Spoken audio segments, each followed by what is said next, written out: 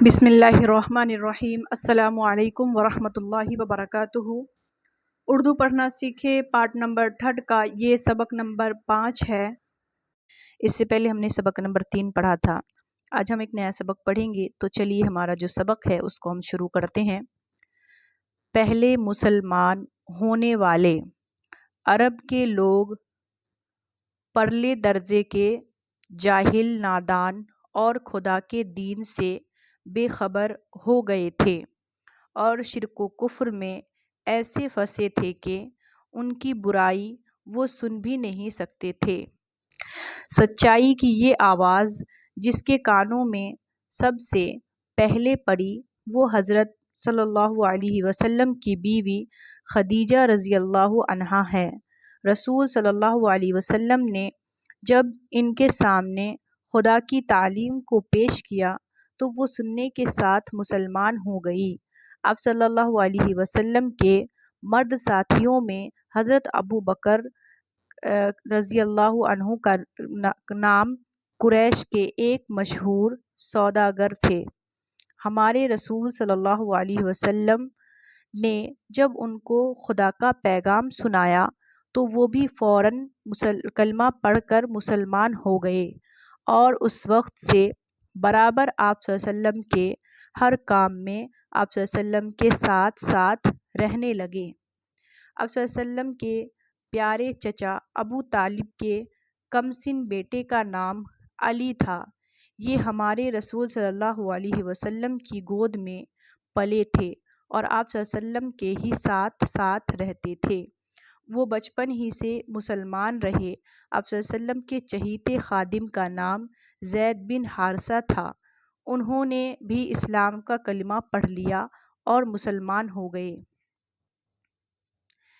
اس کے بعد آپ صلی اللہ علیہ وسلم نے اور حضرت ابو بکر رضی اللہ عنہ نے مل کر چپکے قریش کے ایسے لوگوں کو جو طبیعت کے نیک اور سمجھ کے اچھے تھے اسلام کی باتیں سمجھانی شروع کی۔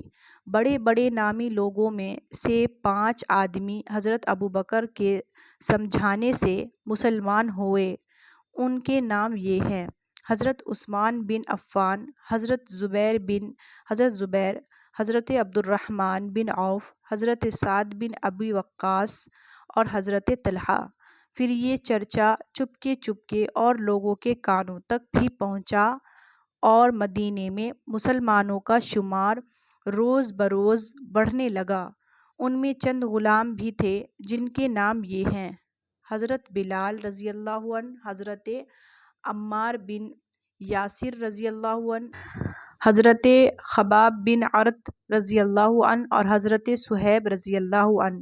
قریش کے چند نیک مزاج نوجوان بھی پہلے اسلام لائے، جیسے ارقم رضی اللہ عنہ، سعد بن زید رضی اللہ عنہ، عبداللہ بن مسعود رضی اللہ عنہ، عثمان بن مظعون رضی اللہ عنہ، عبیدہ رضی اللہ عنہ۔ اب رفتہ رفتہ یہ اثر مکے کے باہر بھی پھیلنے لگا اور قریش کے سرداروں کو بھی اس نئی تعلیم کا سنگن لگنے لگا۔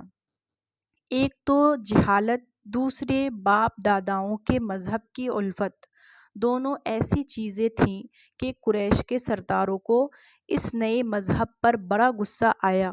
جو لوگ مسلمان ہو چکے تھے ان کو طرح طرح سے ستانے لگے۔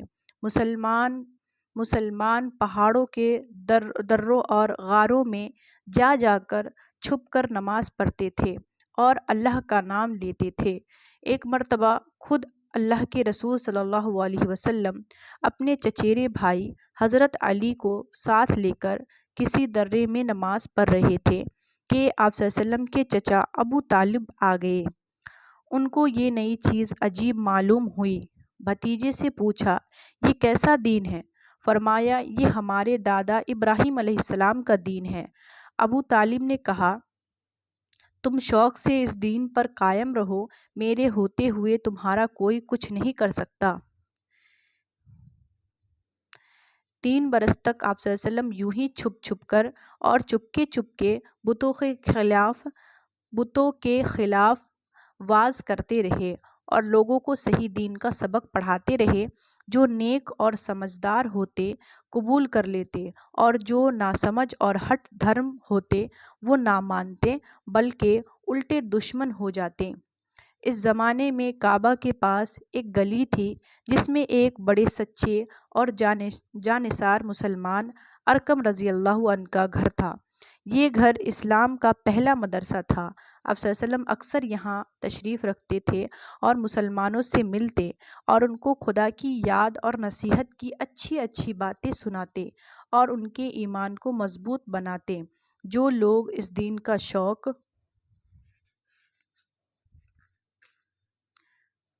رکھتے وہ یہیں آ کر خدا کے رسول سے ملتے اور مسلمان ہوتے۔ تو آج کا سبق بس اتنا ہی، ملیں گے اگلے سبق میں اور اگلے اردو کے اگلے سبق کے اندر۔ آج کے لیے بس اتنا، دعا میں یاد رکھیے گا۔ اللہ حافظ۔